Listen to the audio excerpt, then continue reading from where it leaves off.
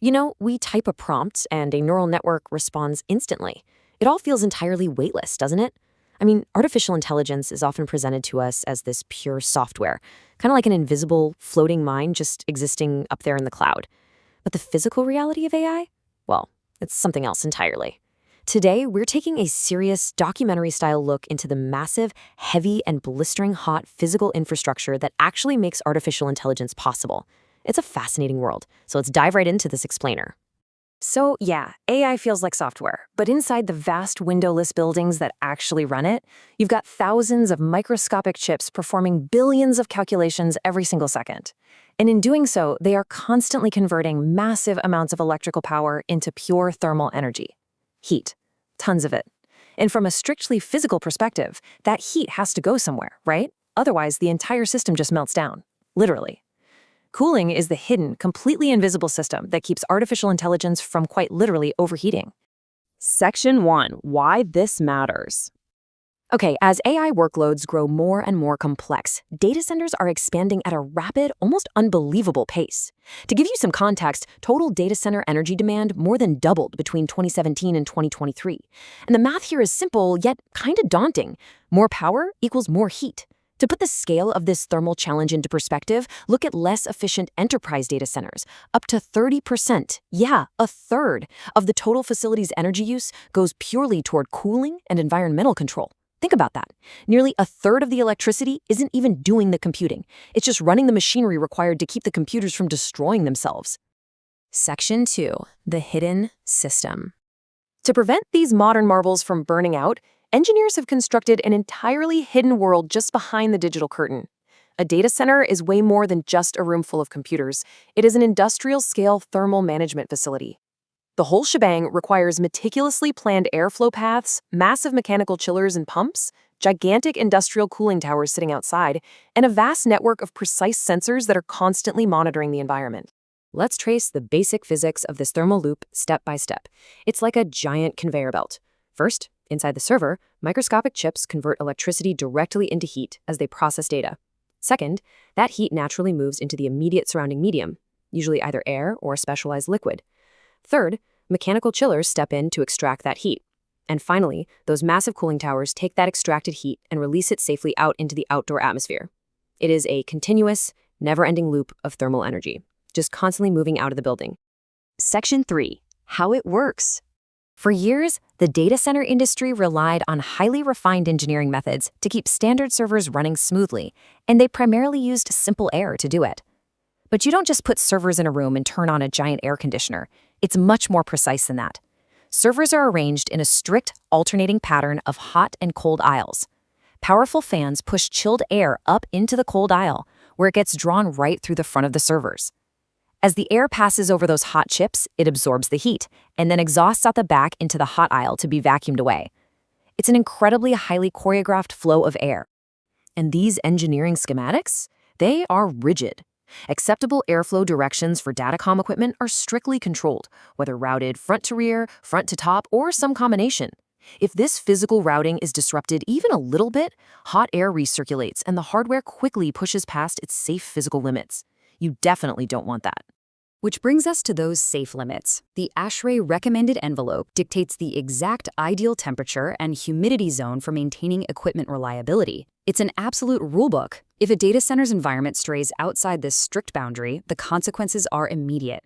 Hardware failure rates climb, chips are forced to dynamically throttle their speeds just to survive, or in extreme cases, the system forces sudden critical shutdowns. Section 4. The AI heat bottleneck. Now, for standard cloud computing, those traditional air-cooled methods worked perfectly, but we are no longer in the era of standard computing. We've arrived at the central crisis of modern infrastructure. What happens when blowing cold air over a machine simply isn't enough anymore? How on earth do you cool a system when the fundamental physics of air are no longer adequate to absorb the sheer volume of heat being generated? The answer to that lies in understanding something called power density. Power density is simply the amount of electrical power and the resulting thermal heat that is concentrated in a specific physical space. Traditional server racks might draw, say, 5 to 10 kilowatts of power, but these new high-performance AI racks, They operate at an unprecedented power density. We're talking sometimes drawing well over 40 to 100 kilowatts in the exact same footprint. It's a real game changer. We are cramming massive, almost unimaginable heat generation into incredibly tiny physical spaces. Section 5, the liquid cooling shift. Because air is physically just too thin to absorb heat fast enough at these extreme densities, the entire industry is being forced into a massive architectural pivot. When we compare traditional air cooling with high-density liquid cooling, the physics really speak for themselves. Liquid, like specialized coolants or water, is far denser than air. That means it has a much higher heat capacity. It acts like a thermal sponge, capturing and carrying heat away far more effectively and rapidly. To run the most powerful AI hardware currently being manufactured, liquid cooling is rapidly transitioning from a luxury option to an absolute physical requirement. No way around it. There are a few emerging technologies leading this shift. First up, there's direct-to-chip cooling, where tiny metal plates filled with flowing liquid are mounted directly onto the silicon processors. Then there's immersion cooling. This one is wild. Entire servers are literally submerged in vats of non-conductive specialized fluids. And these high-efficiency setups allow operators to use water-side economizers. Because liquid systems can operate efficiently at slightly warmer temperatures than air systems, they can often use natural cooling from nearby lakes, rivers, or the outside air. It's essentially free cooling that lets them skip the energy-heavy mechanical chillers entirely. Section 6. Electricity versus water trade-offs. But, in thermodynamics, and it definitely in data center engineering, there are no perfect solutions, only trade-offs. Managing these facilities requires a really complex environmental balancing act. If you want to cool a massive AI facility efficiently, you might choose water-cooled chillers. They lower your electricity footprint, sure, but they rely on cooling towers that evaporate massive amounts of local water. Conversely, in areas with water scarcity, you absolutely must use air-cooled chillers.